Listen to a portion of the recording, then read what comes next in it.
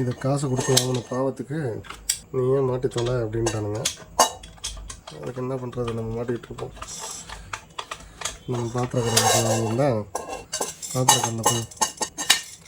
பாத்திர கடையில் போய் வாங்கியிருந்தா அவனே மாட்டி நம்ம கையில் கொடுத்துருப்பான். நம்ம ஒரு சோம்பேறித்தனத்துக்கு ஆர்டர் பண்ணால் எனக்கு வேலை கொடுக்கறதே உனக்கு ஒரு வேலையாக போச்சு. எப்பா இல்லை ஆன்லைனில் ஆர்டர் பண்ணால் நமக்கு வேலை ஈஸின்னு நினச்சி தான் ஆர்டர் பண்ணுறோம். அது இல்லாமல் இந்த அமேசான் ஃப்ளிப்கார்ட்டில் நம்ம டெலிவரி பண்ணுறோம். இதை விட பெரிய பிரச்சனை என்ன தெரியுமா, நம்ம சோம்பேறித்தனம் பட்டு அமேசான்லேயோ ஃப்ளிப்கார்ட்லேயோ ஆர்டர் பண்ணுவோம். அதில் ஒரு டெலிவரிக்கு ஒரு ஆளை வச்சுருப்பாங்க. அந்த டெலிவரி ஆள் எப்படி தெரியுமா, நம்மளே சோம்பேறித்தனம் பட்டதுனால தான் அவனுக்கு வேலை கிடச்சிருக்குன்றது தெரியாமல் அவன் நமக்கு மேலே ஒரு சோம்பேறியாக இருப்பான்.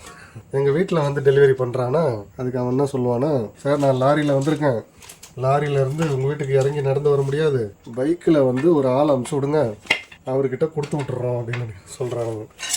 இவனுங்க என்ன நினச்சிட்டு இருக்கானுங்க ஒன்றும் புரியல. இவங்கிட்ட போயிட்டு நம்ம வாங்குகிற அளவுக்கு சோம்பேறித்தனம் இல்லாமல் இருந்தால் நான் அதுக்கு பக்கத்தில் இருக்க கடையிலே போய் வாங்கிக்குவேனே. சரி, பக்கத்தில் இருக்க கடையை விட ஒரு 100 ரூபா அதிகமாக கொடுத்தாலும் வீட்டுக்கு டெலிவரி பண்ணுவோம், சரி இல்லைனா நாளைக்கு மாற்றி கொடுப்பான் அப்படின்றதுனால ஆர்டர் பண்ணுறோம். இவனுங்க என்ன பண்ணுறானுங்க, சோம்பேறிங்களால் தான் இவனுங்க கடை ஓடுதுன்றது தெரியாமல் இவனுங்க ஒரு 4 சோம்பேறிங்களை வேலைக்கு வச்சுருக்கானுங்க. அந்த சோம்பேறிங்க பெரிய சோம்பேறிங்களாக இருக்குதுங்க. சோம்பேறி வீட்டில் இருந்து ஆர்டர் பண்ணதுனால தான் நமக்கு ஒரு டெலிவரி பாய் வேலை கிடச்சிது அப்படின்றத புரிஞ்சுக்காம அந்த சோம்பேறி ஆர்டர் பண்ண சோம்பேறியே வேலை வாங்குது. வந்து வாங்கிக்கோ, அப்படியே ஃபஸ்ட் ஃப்ளோரில் இருக்கிறோம், ஃபஸ்ட் ஃப்ளோரில் ஏறிவானா அதுக்கு அவர் சொல்லுவார், சார் கீழே இறங்கி வந்துடுங்க, நான் கீழே தான் வெயிட் பண்ணுறேன், வந்து வாங்கிக்கோங்க அப்படின்றது. ஏன்ப்பா மேலே வந்து தரமாட்டியா அப்படின்னா, நிறைய வெயிட் வச்சுருக்கேன் சார், வந்து வாங்கிக்கிங்க சார் அப்படின்றான்.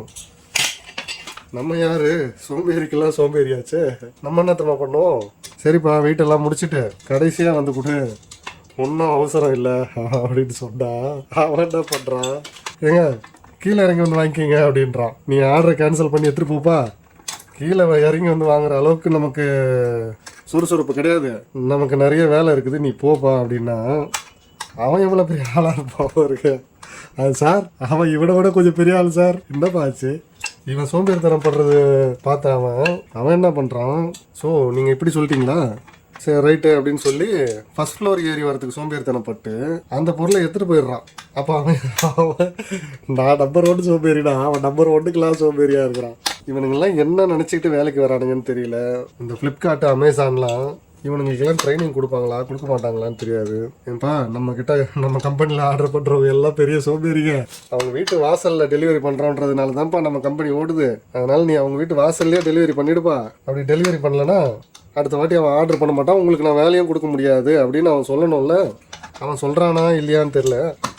ஒரு ஆர்டருக்கும் ஒரு சோம்பேறிங்களை பார்க்க வேண்டியதாக இருக்குது. ஒரு பின்கோடுக்கு ஒரு சோம்பேறியை தான் டெலிவரிக்கு வச்சுருப்பானுன்னு பார்த்தா 10 சோம்பேறிங்களை வேலைக்கு வச்சுருக்கானுங்க. அந்த 10 சோம்பேறிங்களுமே எங்கேருந்து பிடிக்கிறாங்கன்னு தெரில. இப்படிப்பட்ட சோம்பேறிங்களை எப்பா முடியலை, படுத்துறாருங்க. சரி அடுத்தது இதை மாட்டணுமா, மாட்டிடுவோம். ஒன்று கம்ப்ளீட் பண்ணியாச்சு, பார்த்துக்கோங்க. சக்ஸஸ்ஃபுல்லாக நான் மாட்டிட்டேன். சோம்பேறியை வேலை வாங்க வச்ச நீ இன்று முதல் நீ சோம்பேறிகளின் அரசன் என்று அழைக்கப்படுவாய். ஃப்ளிப்கார்ட்டு அமேசானை கொஞ்சம் இழைச்சவங்க கிடையாதுங்க. அமேசானு ஃப்ளிப்கார்ட்டு இவனுங்களுக்கெல்லாம் எங்கே தான் இந்த மாதிரி ஆளுங்க கிடைக்கிறாங்கன்னு தெரியல. ஒரு டெலிவரி ஏஜெண்ட்டாக வேலைக்கு வரும்போது அவன் முதல்ல என்ன தெரிஞ்சுருக்கணும், ஒருத்தன் வந்து மாடியில் எடுத்துன்னு வந்து கொடுக்கணுவா, இதெல்லாம் எடுத்துகிட்டு போய் நம்மளால் கொடுக்க முடியுமா கொடுக்க முடியாதா அப்படின்றத யோசிக்கணும்.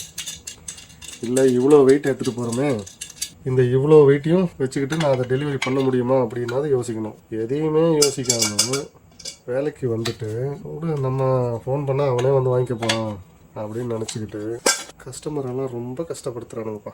ஆனால் ஸ்விக்கியில் எப்படி தான் ஆள் எடுக்கிறானுங்கன்னு தெரியலப்பா. ஆனால் அவனுங்க சூப்பர்.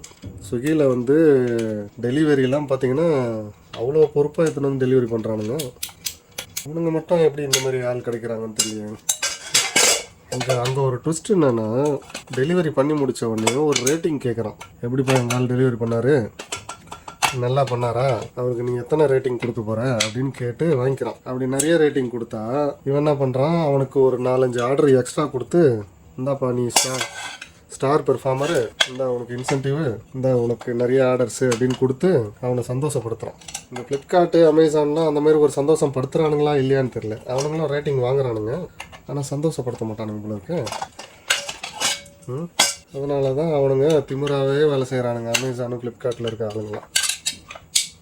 ஒரு வழியாக பண்ணி முடிச்சாச்சு. ஓகே,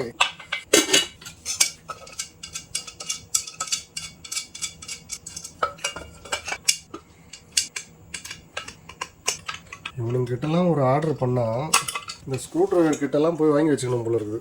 எதெல்லாம் டெலிவரி பண்ணுறானோ நம்ம டைட் பண்ணுறதுக்கு. இந்த பிரச்சனைக்காகவே கடையில் போய் வாங்கிக்கலாம் அப்படின்னு தோணும். ஏண்டா இல்லையோ, நீ ஒர்த்தா இல்லையான்னு தெரியலையே.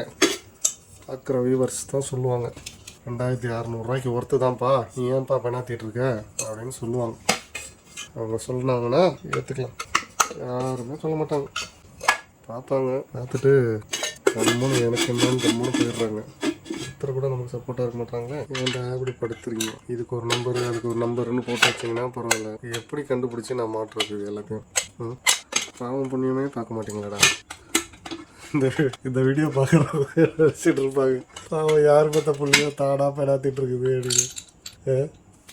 இதை பார்க்குறவங்களாம் அதான் நடிச்சிட்டு இருப்பாங்க, ஏடா இவடா அழுதுகிட்டே பண்ணுறாங்க அப்படின்னு. நானும் வலிக்காத மாதிரியே எவ்வளோ நேரம் தான் பொறுத்துக்கிறது. ஒரு வழியாக பண்ணி முடிச்சாச்சு, அவ்வளோதான்.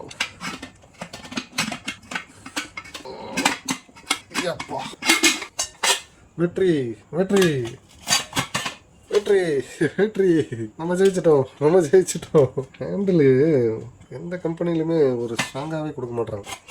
இந்த ஹேண்டிலு வீட்டில் இருக்கிற எல்லா குக்கருக்கும் இதே பஞ்சாயத்தாக இருக்குது. இந்த குக்கரை டைட் பண்ணுறதுக்காகவே இந்த ஸ்க்ரூ ட்ரைவர் வாங்கிட்டு வர வேண்டியதாக இருக்குது. ஓகே,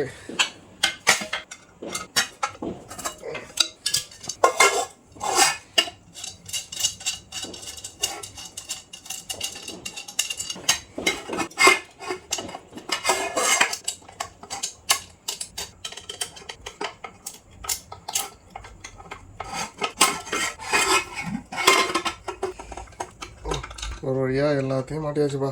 3 குக்கருக்கும் ஹேண்டில் போட்டாச்சு. இதுக்கப்புறம் சமையல் செஞ்சால் தான் தெரியும் இந்த கலர்லாம் தனித்தனியாக வரப்போதா இல்லை இது ஒர்க்கான கலரான். இது உண்மையிலேயே பிளாக் மெட்டீரியல்னால் வராது, இல்லை இவனுங்க சாயம் போட்டு எடுத்துன்னு வந்திருக்கானுங்களா ஒன்றும் புரியல. ரேட்டிங் நிறைய பேர் போட்டு வச்சுருக்காங்க, எதனால் போட்டாங்கன்னு தெரியல. சரி, நம்மளும் போட்டுவோம், நம்ம டெஸ்ட் பண்ணி பார்ப்போம். டெஸ்ட் பண்ணி பார்த்துட்டு நம்ம 5 ரேட்டிங் போடுறதா இல்லை 2 ரேட்டிங் போடுறதான்னு பார்ப்போம். எப்படி பண்ணணும் தெரியல, படிச்சிருக்கணும் போல இருக்கு. வெற்றி வெற்றி. ஓகே, நம்ம எல்லாத்தையும் ஃபிட் பண்ணியாச்சு.